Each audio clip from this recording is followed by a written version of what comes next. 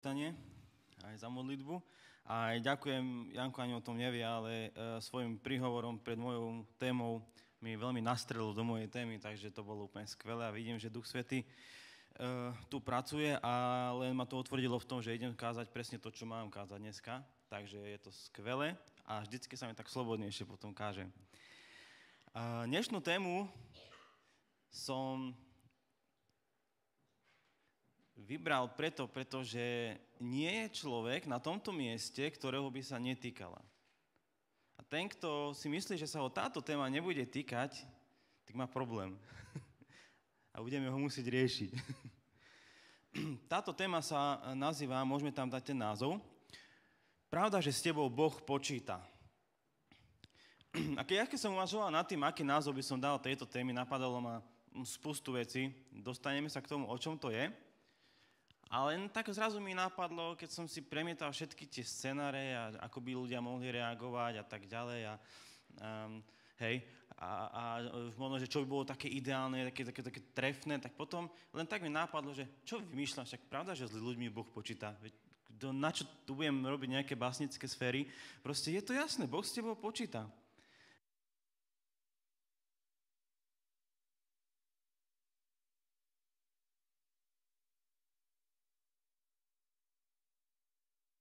Mikrofón. Ale takto mi je lepšie. Včera sme boli na jednej konferencii, mali sme tam seminár o futbalovej misii v Starej Turej a niekedy, aby futbalisti lepšie počúvali, musíte zvýšiť hlas, hej. A tak som prišiel domov s tým, že som sa bál toho, jak to dneska dopadne a že či nepojem na playback, alebo čo. Ale dobre to dopadlo, tu mám hlas, takže keď mi náhodou vypadne, nebojte sa, nejak to zvládneme spolu. Dobre. Z úvodu vždycky je pre mňa veľmi náročné nájsť úvod do kázne. Lebo to, čím začnem, definuje to, ako ma budete počúvať. A keby som to pokazil, tak pravdepodobne by ste ma už počúvať veľmi nechceli, by ste povedali, tak to bude blbosť. No a preto som sa rozhodol vytiahnuť niečo, nejaký talón, a to sú moje osobné fotky, to ľudia majú radi. A budú sa veľmi týkať tejto kázne. A poprosil by som, aby si dal prvé fotky. Ukážem vám teraz 3 etapy môjho života. Toto je moja etapa života, keď som bol dieťa. Ako dieťa som mal problém s nohami a najprv som nemohol chodiť na jednu nohu, potom som nemohol chodiť na žiadnu nohu. A tak sa to premialo, asi Lenka ukáže, že som škaredý, ale to nevadí. Bolo to také obdobie, kedy som vlastne žil taký, nejak som sa stratil z toho sociálneho života, hej. Tým pádom, že nebol som prijatý v spoločnosti, nejakým spôsobom som sa nevedel nikde začleniť. Začali sa dozaj moje také, môžem ich tak nazvať, že psychické problémy a celé to bolo pre mňa veľmi náročné obdobie života. A teraz preskočíme na úplne iné obdobie života, lebo nemám dostatok času. Toto je ďalšie moje obdobie života. A veľmi som váhal, že či dať ešte horšiu fotku, ale myslím, že toto stačí. Toto je obdobie života, kedy som sa úplne opustil a bol som rebel. Bol som človekom, ktorý sa hral na niečo, čo nie je. Bol som človekom, ktorý sa snažil byť nejakým takým frajerom a pankáčom a proste robiť rebelstva a ja som veril, že Boh je, hej, a dokonca už som bol v tom období obrátený, lenže vieme všetci, že obratenie nie je všetko a ja som tú cestu proste sekol a po obratení som bol ešte horší, lebo som sa odmietol zmeniť vo svojom vnútri. A toto, čo vidíte, bola fotka, ktorá nevznikla preto, lebo nejak som prijal nejakú filozofiu, hej, alebo som sa pridal k nejakej sekte. Bolo to pretože som bol vo svojom vnútri zranený, bol som urazený, nahnevaný na všetkých, dokonca na cirkev a na mnoho vecí. A z toho pramenilo toto, čo vidíte. Proste cítil som sa úplne na nič, nepoužiteľný, tak som začal robiť veci, ktoré ma akýmsi spôsobom nabudili do toho bodu, že som sa cítil dobre. Môžeme ísť do ďalšieho. A zase preskočím a tu už máte 2 fotky z mojej ďalšej etapy života. Prvá fotka je krst. Po období rebelstva som sa pokrstil. Ako vidíte, som krstený baptista. A možno, že málo kto o tom vie. A Bolo to obdobie, keď som jednoducho vo svojom živote už ďalej nemohol a cítil som sa nepoužiteľný a jeden večer pri mne proste som tak bol doma a pri plote a rozprával som sa so svojím švagrom a zrazu len tak moje srdce začalo vylievať svoje zranenia a tak som švagrovi povedal, cítim sa úplne jak taký prázdny strom, jak taký suchý, nepoužiteľný strom a ja to chcem zmeniť, pretože pamätám si ten moment, keď som Bohu odovzdal svoj život. Zrazu som sa cítil taký naplnený. A že to chcem zažiť znova. Tak som opäť sa nejakým spôsobom reštartoval, obnovil som sa, dal som sa pokrstiť a rok na to som začal študovať Gateway. Vytuším, že rok na to vychádzalo. A tu už vidíte fotku s Robom, ako končíme Gateway, úspešní študenti biblickej školy. Takže toto bola etapa života, ktorá bola pre mňa asi tá najkľúčovejšia v mojom živote. Pretože v tomto období som sa rozhodol Bohu odovzdať sa taký, aký som, so všetkým, čo som, a aby ma začal používať. Kľudne fotky môžeš vymazať, ja to iba na nadpis. A moja posledná etapa života je to, na čo sa teraz pozeráte tu hore na mňa. Moja posledná etapa života je, že stojím tu pred vami a som človek, ktorý nie je dokonalý. Som človek, ktorý má veľmi veľa chýb. Dokonca aj zápasím s vecami a dokonca zápasím aj so zraneniami vo svojom vnútri. Ak sa niekedy usmievam, tvárim sa, že je všetko skvelé, čo asi nie je veľmi môj príklad, skôr si mám pocit, že sa často mračím, tak nie je to preto, že by som bol nešťastný, ale preto, že sa teším z toho, že vo mne sa niečo premieňa, aj keď je to ťažké. A takisto som človek, ktorý sa potrebuje formovať duchovne, potrebuje sa formovať charakterovo, potrebuje formovať svoje vzťahy, svoj prístup k ľuďom, svoju lásku k blížnym a k vám, hej, lebo proste to je jedno, ale ľúbim vás už, lebo vždycky to nebolo také. Moja najväčšia slabina bola budovať vzťahy. To ste možno mnohí zistili a bolo to pre mňa také, nechcem, na čo? Ale už sa to zmenilo a verím tomu, že na to prídete aj vy a že s vami budem mať možnosť byť viac času. Takže tu stojím pred vami ako Lukáš, ktorý absolútne nie je dokonalý, má veľa chýb a má čo robiť. Ale je tam jeden rozdiel medzi tým, aký som bol predtým a aký som teraz. Možno, že bojujem s tými istými vecami, ale rozdiel je ten, že som povedal Bohu, že rob, čo chceš. Použij si ma, kde chceš, veď ty si ma stvoril. Ty si ma obdaroval, ty si mi dal talenty, dary, ty si určil moju životnú cestu. Kto som ja, aby som ti v tom bránil? A veľmi dlhý čas mi trvalo, kým som pochopil, že Boh so mnou počíta s takým, aký som. Mnoho kresťanov čaká na to, kým príde nejaký ideálny moment na to, že teraz som pre Boha ten pravý kresťan. Teraz je ten moment, kedy sa Boh môže použiť. Chcem vám povedať, že ak žijete v tejto teórii, musím vás asi sklamať. On to nepríde. A keď som mal obdobie, keď som mal problém s nohami a ste zdravotné problémy a psychické problémy, mohol som si povedať, keby som bol starší, čo som ale nebol vtedy, že Boh so mnou už nepočíta. Neviem sa zaradiť do spoločnosti, neviem sa zaradiť nikde, proste neviem nič robiť, som úplne na nič. Ale život išiel ďalej. Som tu, tak asi ma niečo čaká. Keď som bol v období rebelstva, mohol som si povedať, a som si aj povedal vtedy, že Boh so mnou už neráta. Už proste som taký, aký som, jednoducho, už to nejak zvládneme, dožijeme, bude dobre. A neveril som si v ničom, čo som robil vo svojom živote. Až prišlo obdobie, keď som odovzdal svoj život Bohu, tak úplne to, aký som. A vtedy som si musel povedať, že Boh so mnou počíta. Že som tu. A pravdepodobne nie všetci prechádzame tým istým obdobím života.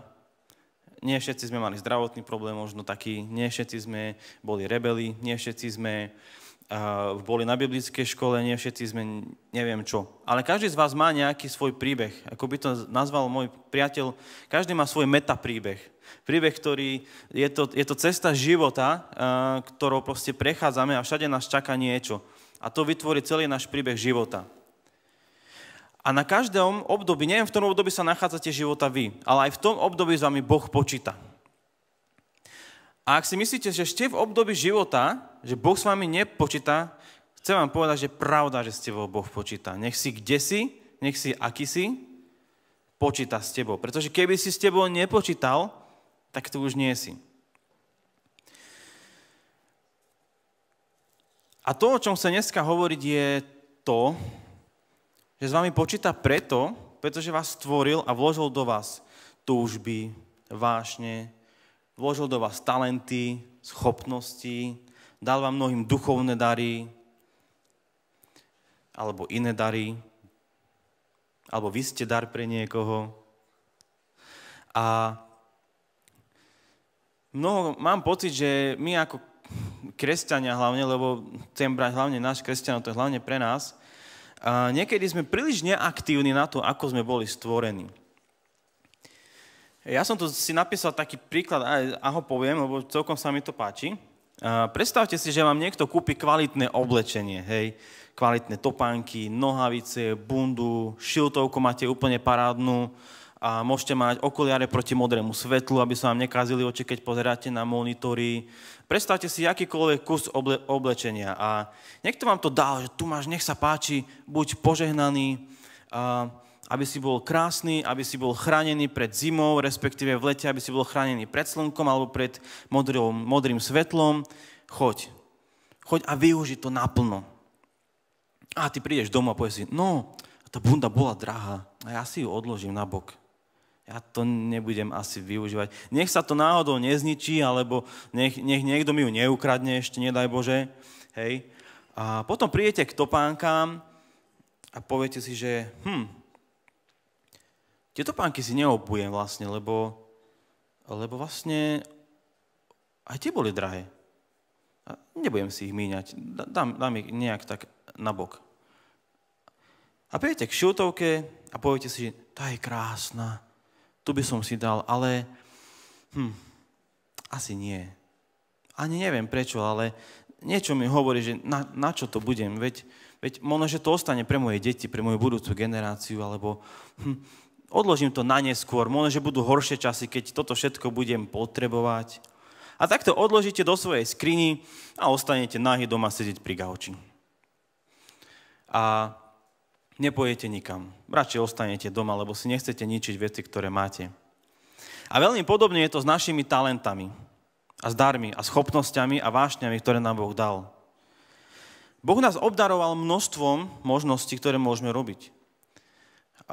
Ktoré vieme robiť. Niektorí sú v niektorých veciach o 4 triedy vyššie ako tí ostatní, ale často sa zasekneme ako keby v tom bode, že si povieme, radšej nie, lebo čo keď to pokazím, alebo myslím, že toto nie je potrebné, alebo si poviete, že myslím, že moju schopnosť si Boh nevie veľmi použiť, že ja ju odložím a možno raz, keď budem starý, tak to vyťahnem ako taký talón, že ja mám takýto dar, ale neviem, či to vôbec vyťahnem. Naše talenty a naše životy a to, čo nás Boh do nás vložil, je častokrát ako toto oblečenie. Keď sme to dali, keď sme to dostali od Boha, použijme to. Používajme to. Na čo, keby ja teraz Gabovi kúpim nový mobil a on ho odložil, lebo má dobrý tento starý? Neviem, ako by mi to padlo. Že Gabo, veď ja ťa mám rád. Ja som ti kúpil mobil. Alebo viem, že proste nech to máš dobre, nech to máš lepšie. Nech urobíš nejaký upgrade, nejaký posun. Hej? Keby som Jankovi kúpil nové auto a on povie, ja mám toto staré, to doslúži nejako. Ale ja som mu to dal ako dar. Janko, buď požehnaný a poď. No tiež by som vedel toľko zarábať, aby som to urobil, ale neviem. Hej, aj každému z vás by som niečo kúpil a vy by ste si to odložili domov, alebo by som mojej svokre navaril parádne jedlo a ona by to proste odložila, že ja som si už navarila rezne. Tak dobre, tak daj to psovi. Hej. A takto to často končí s našimi talentami a s našimi darmi. Proste niečo dostaneme od Boha, niečo do nás Boh vloží a túžime potom to spraviť, túžime potom to robiť, mať to a my si proste povieme, nie, teraz nie, prosím, nie je na to čas, alebo necítim sa dosť dobrý na to, alebo si poviem, že ja som taký vyťažený inými vecami a ja proste nemám čas robiť to, čo ma Boh obdaroval. Áno, ja to teraz tak priamo hovorím, ja viem, že tie myšlienkové pochody sú u nás iné, ale snažím sa to nejak tak jednoducho povedať. A chcel by som prejsť k Biblii trošku, lebo to je to dôležité. A bez Biblii by to boli len prázdne keci. A určite všetci poznáte biblický príbeh o talentoch, že? Kto z vás nepozná príbeh, podobenstvo o talentoch? Je niekto? Dobre, ja ho prečítam. Ono je to trošku dlhšie, ale nebudem sa mu akože nejak viac do hĺbky venovať, nebudem to vykladať, ale chcem, aby ste to počuli, pretože sa to veľmi týka nás. Vieme to tam dať, tie veršiky? Je to vlastne v Evanjeliu podľa Matúša, 25. kapitola, 14. až 30. verš, takže trošku budem čítať. Keď máte Biblie, otvorte si, ja mám túto krásnu tlačenú verziu, je to super pocit, má to v ruke. Lepšie jak mobil, verte mi. Je to proste zrazu len na niečo nájdete, vezmete pastovku a už to je vo mne. No, dobre, ideme na to. Bude to tak, ako keď kto si odchádzal na cestu, zavolal si sluhov a zveril im svoj majetok. Jednému dal 5 talentov, druhému 2 a ďalšiemu 1. Každému podľa jeho schopnosti a odcestoval. Ten, čo dostal 5 talentov, šiel, obchodoval s nimi a získal ďalších 5. Podobne aj ten s 2 získal ďalšie 2. Ale ten, čo dostal 1, odišiel, vykopal jamu a peniaze svojho pána ukryl. Po dlhom čase sa pán týchto sluhov vrátil a začal s nimi účtovať. Keď prišiel ten, čo dostal 5 talentov, priniesol ďalších 5 a povedal: Páne, zveril si mi 5 talentov a hľa, získal som ďalších 5. Pán mu povedal: Správne, dobrý a verný sluha. Bol si verný nad málom, ustanlivil som ťa nad mnohým. Vojdi do radosti svojho pána. Prišiel aj ten, čo dostal 2 talenty a povedal: Pane, zveril si mi 2 talenty a hľa, získal som ďalšie 2. Pán mu povedal: Správne, dobrý a verný sluha. Bol si verný nad málom, ustanovil som ťa nad mnohým. Vojdi do radosti svojho pána. Pristúpil aj ten, čo dostal 1 talent a povedal: Pane, vedel som, že si tvrdý človek, žneš, kde si nesial a zbieraš, kde si nerozsýpal. Preto som zo strachu odišiel a tvoj talent som skryl v zemi. Pozri, tu máš, čo je tvoje. Pán mu odpovedal: Zlý a lenivý sluha.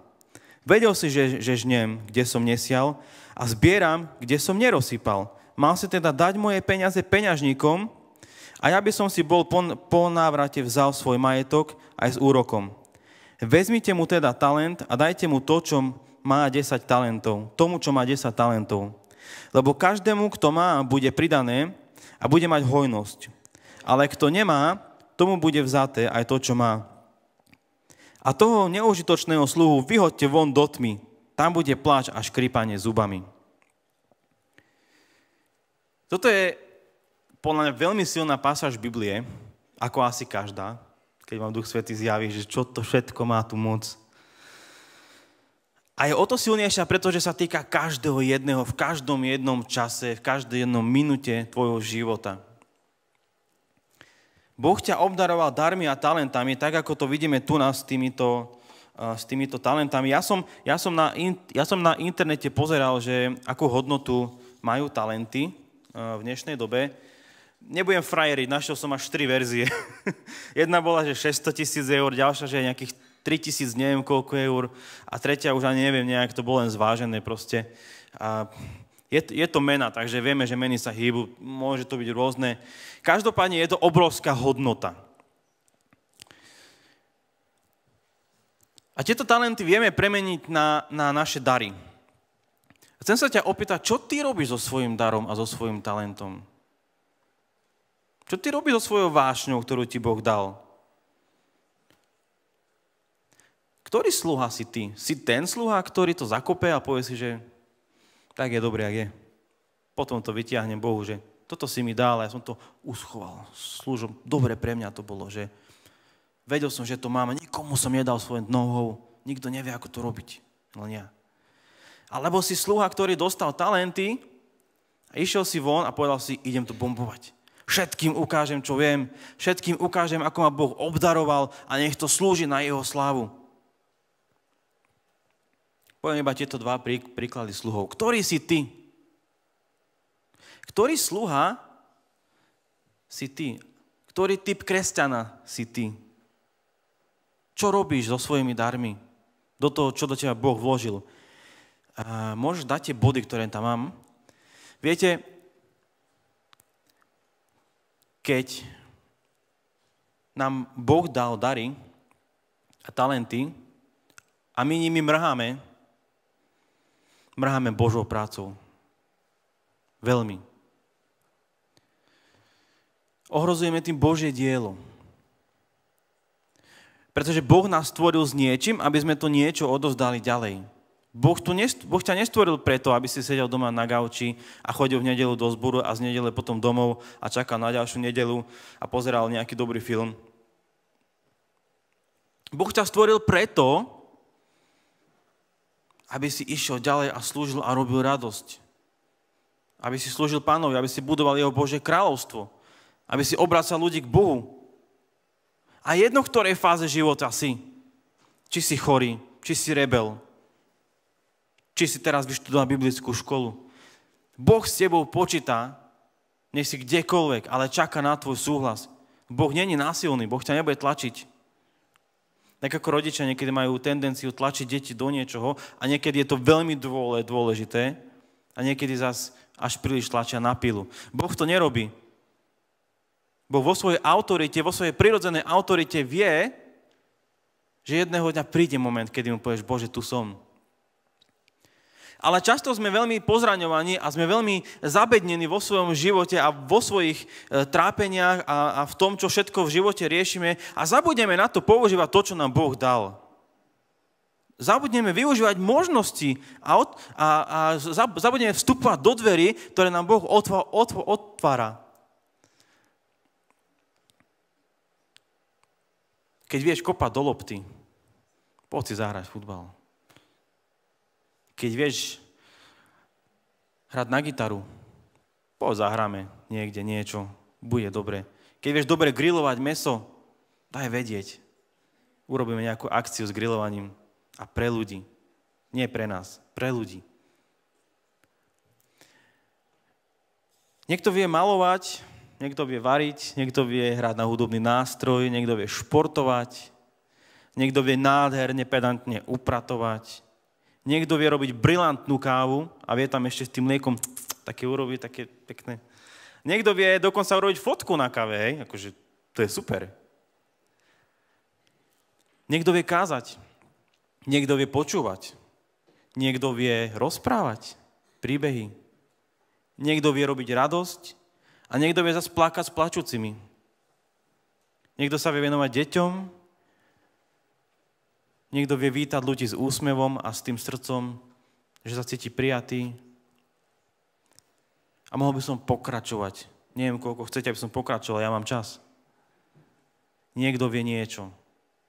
Každý jeden z vás, ktorý tu je obdarovaný niečím. Neexistuje, že Boh s tebou nepočíta. A ďalšia dôležitá vec, keď si súčasťou cirkvi, si súčasťou živého organizmu. Lebo sme jedno telo. Ak si ty neaktívny, telo nefunguje. Môže nastať taká zaujímavá výhovorka, že no, ale však vás je tu toľko, však toľko končatín ani není. No viete, koľko je krviniek v tele? No, každá krvinka má svoje miesto. Keby sme ochudobnení o krvinky, nevedeli sme sa dokrvovať, neprudila by nám krv dobre, bol by problém. No, ale ja som len taký žalúdok, ja len berem a berem. Ale žalúdok je dôležitý v tele. Čo by bolo, keby nemáme žalúdok? Asi by nebolo dobre. Daj ten ďalší text Biblie. A to je ďalší zo svetovo známych textov, všetci ho poznáte a ja ho predsa poviem. No.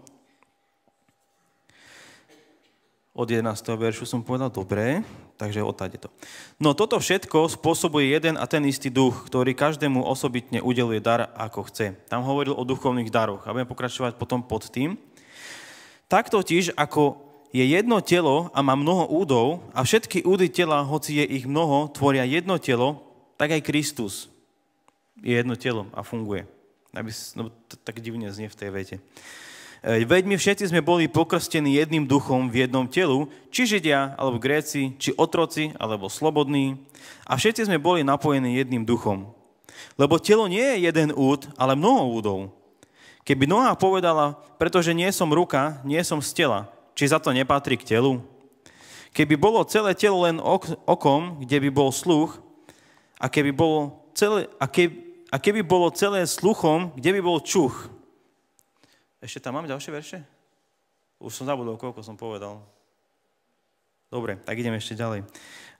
Ale Boh usporiadal údy v tele, každý jeden z nich tak, ako chcel. Keby však boli všetky údy jedným údom, kde by bolo telo? A tu sa stopnem, by sme zase mohli pokračovať v tom texte.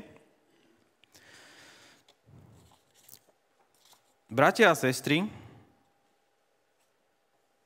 sme cirkev. Amen? Sme? Nie sme? Ste súčasťou cirkvi? Ste súčasťou kresťanského centra Nádejné svady? Ste? Tak neexistuje výhovorka, prečo nemáte byť aktívni, pretože ste súčasťou Božieho diela, Božieho tela. Chcem vám ukázať jednu fotku z tej misie, môžeš? Tam, kde je veľa ľudí. Asi nebude tak kvalitná, lebo vtedy neboli také dobré mobily ešte. Včera sme sa rozprávali s Robom a spomínali sme na jeden deň, kedy sme boli na misii v Senici, na futbalovej misii v Senici ešte dávne roky predtým. A tam nie je, dobre. A pozrite, aký veľký tím ľudí tam je. Pamätáte si na to, Simi, Igor? Taká radosť z nás s Robom včera zblokla, že ako sa to stalo, že toľko ľudí išlo na misiu. Ako sa to stalo? Nechápeme, doteraz nechápeme, čo vám bolo, že ste šli s nami. To bolo skvelé. A špeciálne sme spomenuli Igora, ktorý nás veľmi inšpiroval, ty ani o tom nevieš. Ako veľmi vzácny si bol na tom mieste.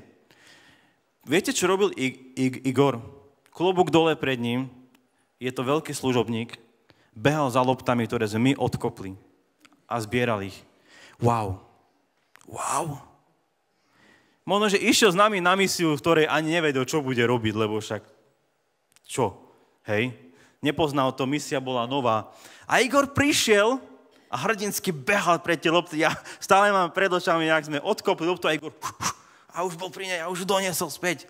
Nádherná služba. Igor v daný moment využil to, čo mu Boh dal. Mám nohy, idem behať za loptami. Veď kto pre nich pôjde, keď nie ja? Nepôjdem pre lopty, budú musieť preto behať hráči, futbal sa zbrzdí, stratí atmosféru a toto si asi nepovedal, to hovorím ja. Ale hej, príklad. Úžasná služba Igora. Spomínali sme Igora. A ste vedeli, zase to bude Igor. Robili sme, pamätáte si, neviem, kto z vás si pamätá, robili sme taký rodinný deň už dávno, tiež niekoľko rokov v takom tom areáli mestskom. Gabo, hrali sme tam vtedy aj so Slavom ešte chváli, pamätáš si? Ambasador strička sme boli. Bol tam Igor, predstavte si. A Igor, ja ho veľmi nepoznám, ale z toho, ako ho poznám, si myslím, že zase robil niečo, čo nie je úplne jeho parketa. Zobral si na starosť lukostrelbu pre deti. Využil ten moment, kedy ho Boh mohol použiť. Nepovedal si, a ja tu nemám čo robiť. Ty si ITčkar, že? Ja som ITčkar, čo ja tu budem behať s deťmi, toto? Na čo?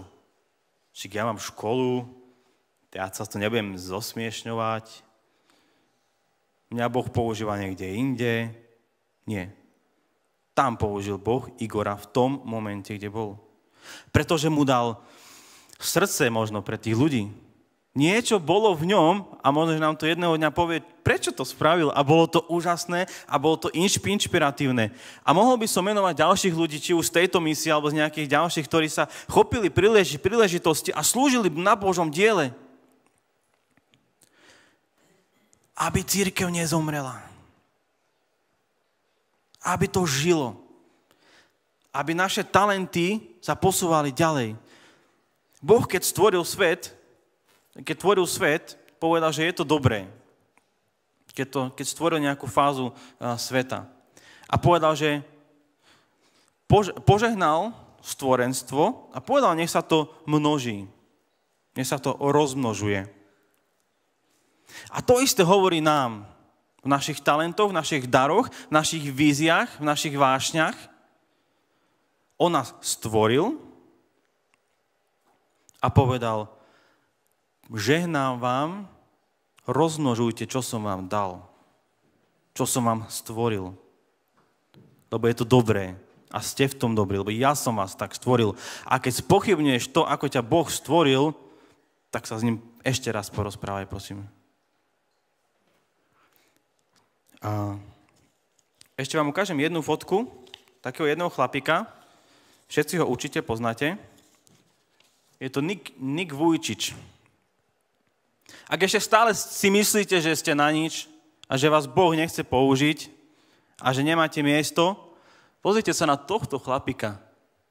Povedzte mi, ako on má možnosť slúžiť, keď sa na ňu pozriete. Nulovú. A predsa chodí po svete, a bol prednedávnom aj v Košiciach v amfiteátri, a chodia na ňo masy ľudí, tisícky ľudí na ňo chodia. Masy.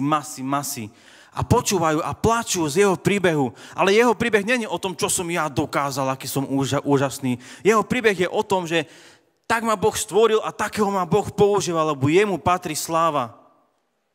A obráca ľudí k ľuďom. Obráca ľudí k Bohu.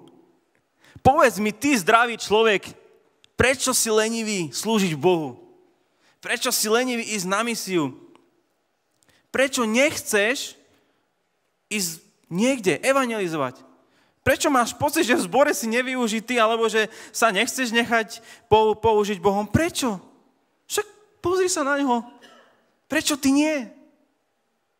A je priestor, kde môžeš slúžiť. A verím, že to v sebe máš.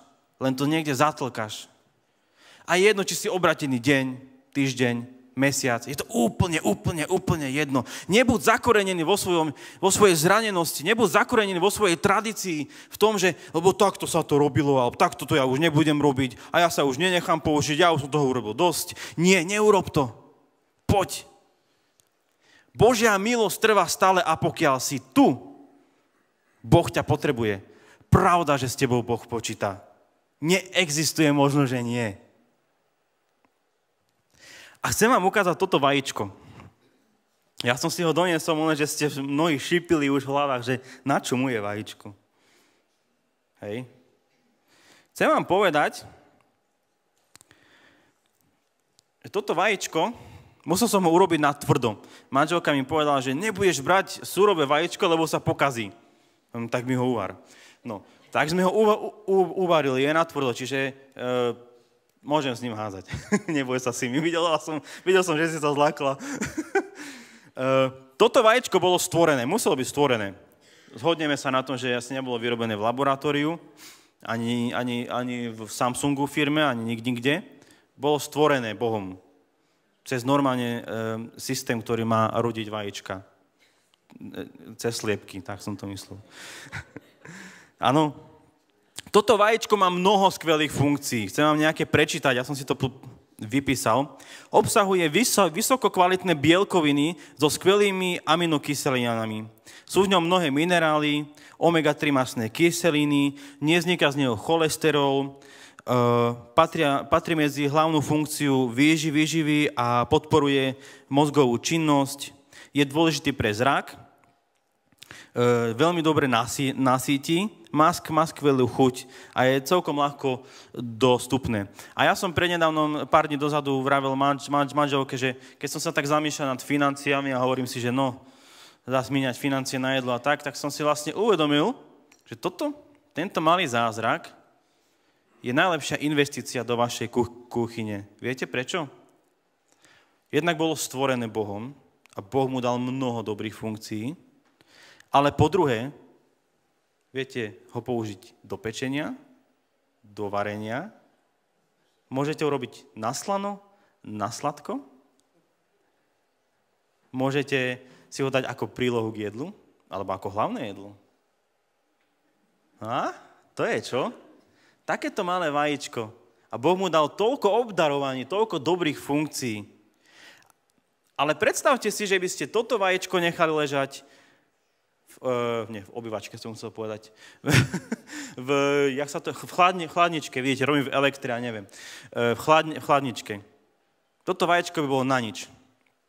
Zbytočne mu má toľko funkcií, zbytočne ho Boh takto stvoril. Stane sa to len prirodzenou súčasťou vašej kuchyne, hej? A to isté je s nami, bratia a sestry.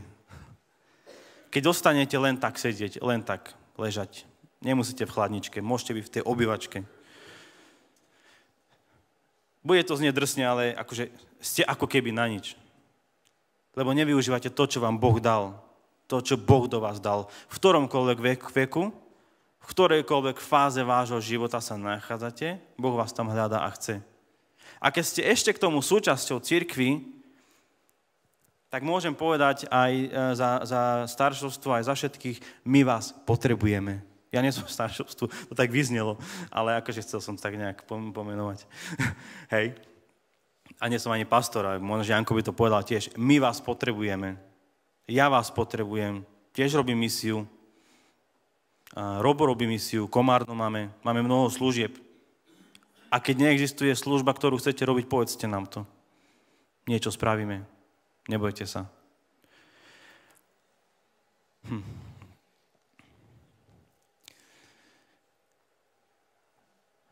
Vieš prizrať na klavír Lenka, alebo niekto? Boris, ktokoľvek? Chcel by som teraz urobiť takú vec. Ja som tu doniesol takéto papieriky a mnoho pier. Nebudem ich sypať, dobre? Vyberte si ich. Sú tam rôzne značky pier, môžete si vybrať. Bož je tam, Mora je tam a neviem čo. Ambasador je najlepšie pero. No, a doniesol som tieto papieriky a tieto pera, vyťahnem to najlepšie pero, hej? No. Doniesol som tieto papieriky a tieto pera z jedného jediného dôvodu. Ak sa cítiš byť nepoužitý, alebo máš pocit, že to, čím ťa Boh obdaroval, nie je dostatočne použité v cirkvi, alebo niekde, chcem, aby si na tento papierik napísal to, čo si myslíš, že Boh do teba vložil. Na jednu stranu. Toto je môj dar, toto je moja vášeň, toto je môj talent. A na druhú stranu napíš, prosím, kde sa chceš nechať použiť. Alebo tam napíš, neviem, ako ma chce Boh použiť. Neviem, kde je moje miesto. Viete, ja verím tomu, že to, čo je napísané, to bude platiť. Tak ako Biblia. Keby Biblia ostane len z úst do úst podaním, môžeme to pofiderovať, hej, spochybňovať. Ale je to napísané a vieme, že to je inšpirované Duchom Svätým. Viem, že keď veci pomenujeme, s tým pomenovaním vieme pracovať. A preto, ak chceš byť súčasťou tejto vízie tohto zboru, a chceš sa nechať používať v oblastiach Božieho diela, napíš to. Prosím. Napíš tam, ešte raz opakujem, na jednu stranu to, čo si myslíš, že ťa Boh obdaroval, to, čo ti Boh dal, do teba vložil, alebo to, čo by si chcel robiť, nechám to úplne na teba. A na druhú stranu napíš to, kde sa si chceš nechať použiť, a keď nevieš, kde sa chce nechať použiť, napíš, neviem, kde sa chce nechať použiť. Neviem. Strácam sa v sebe. Neviem, čo odo mňa Boh chce. Neviem, kde patrím. Cítim sa na nič. Cítim sa vo fáze života, kedy mám pocit, že nemám komu čo dať. A bol by som rád, ak by si tam napísal aj svoje meno. A ak nechceš napísať svoje meno, nevadí, budeme sa za to modliť aj bez tvojho mena. A keď tam napíšeš svoje meno, dávaš nám ako keby súhlas, alebo chceš s nami pracovať. A myslím, že ja alebo Janko, niekto úplne iný sa rád s vami stretne a budeme využívať to, čo si tu napísal. Možno, že sa len bojíme osloviť niekoho. Možno, že sme zahlbení mnohými problémami vo svojom živote a trápeniami a možno, že svojim nejakým naprogramovaným životom, lenže naprogramované životy nikdy neslúžia Bohu, pretože Boh je kreatívny. Boh je všade prítomný. On nežije v čase v tvojom programe, on žije vo svojom a tam ťa chce mať, aby si bol uprostred jeho Božej vôly. Napíš to tu, prosím. Minimálne ja sa s tebou potom veľmi rád stretnem a začlením ťa, aby organizmus, v ktorom žijeme, Kresťanské centrum nádejnej svady, bol živý organizmus, aby každý jeden úd žil, každý jeden úd sa naučil byť využitý, pretože jeden môže slúžiť druhému, druhý tretiemu a ten tretí môže ísť pomôže von, slúžiť niekomu vo svete a stiahne ďalších. A celé telo môže fungovať. Ja sa môžem škrábať po hlave ako opica. A takisto sa môžem škrábať aj tu. Moja ruka zrazu má dve funkcie na dvoch rôznych miestach. Teda jednu funkciu na dvoch rôznych miestach. Tak môžeš byť aj ty. Nemusíš byť zakorenený v jednej veci. Pretlač to, kým sa cítiš byť vo svojom ja. Vo svojom zranenom, urazenom, zadubenom ja, vo svojom lenivom ja. Poď ďalej. Nechaj sa Bohom použiť, pretože si obohatený o mnoho dobrých vecí. Si na mnoho použiteľný. Ale to, čo robíš, je, že ty sa zavreš a nejdeš ďalej. Takže kto bude chcieť po zbore, alebo aj teraz, je to jedno, kedy začnete, môžete, OK? Nikoho do toho nutiť nikto nebude. Napíš tam všetko, čo chceš. A neviem, Janko, máme kľúčik od tohto šuflíku? Máme? Dobre, tak buď to dajte mne, alebo Jankovi osobne tie listočky, alebo to môžete dať aj tam, myslíš, že? Môžete to dať aj tam do tej dolnej. Ale viete čo, radšej nám to dajte osobne, to bude 100%, hej, mne alebo Jankovi. A my sa jednak za vás budeme modliť a po druhé budeme sa snažiť využiť vás a váš priestor, pretože je málo služobníkov, veľmi, ale veľmi málo služobníkov. Idem sa na záver modliť. Drahý Bože, ďakujem ti za to, že si nás stvoril, Pane, a ďakujem ti, že si nám dal mnoho darov, mnoho talentov, že si nás obdaroval vášňami, túžbami, že si nás obdaroval zdravím, Pane. Ďakujem ti za to, že kdekoľvek vo svojom živote sa nachádzame, ty s nami počítaš, Pane, a odpusť, prosím, odpusť aj mne, aj nám všetkým, Pane, keď niekedy mrháme tým, čo si stvoril. A teda mrháme nami, Pane. Že niekedy sa uzavrieme a nedovolíme ti, aby si cez nás konal svoje dielo, Pane. Odpusť mi, že brzdíme tvoju prácu. A prosím ťa, aby si nás všetkých používal, Pane. A ja si pýtam, aby v tvojom mocnom mene, Ježiš, Pane, si pýtam, aby v tomto zbore nastal taký život, že to tu bude burácať, Pane. Pýtam si, aby každý jeden z týchto členov, každý jeden súčasť tohto živého organizmu, Pane, teraz v tvojom mocnom mene, Ježiš, povstal a začal slúžiť, Pane, a začal evangelizovať, pretože čas ide ďalej. Koniec sa blíži, Pane, a my potrebujeme ísť, Pane. Ďakujem ti, že si nás spasil, že si nám dal milosť, Pane, a že naše životy zrazu majú zmysel, že majú hodnotu a že sme viac ako len niekto. Sme tvoje deti, ktoré chceš používať a budovať stále ďalej. Ďakujem ti, Pane, za všetko, čo pre nás robíš. Pre každého jedného z nás, Pane, a minimálne ja za seba opäť hovorím, som tu, Pane, použij si ma, kdekoľvek potrebuješ, buduj ma. Amen.